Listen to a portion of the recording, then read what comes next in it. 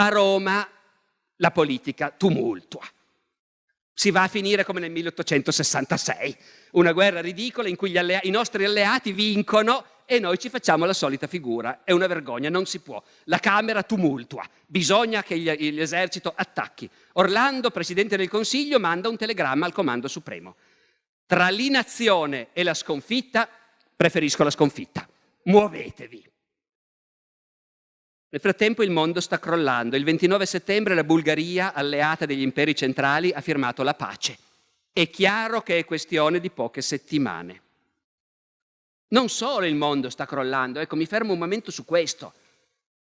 L'Austria sta crollando. L'impero austriaco si sta disgregando da solo.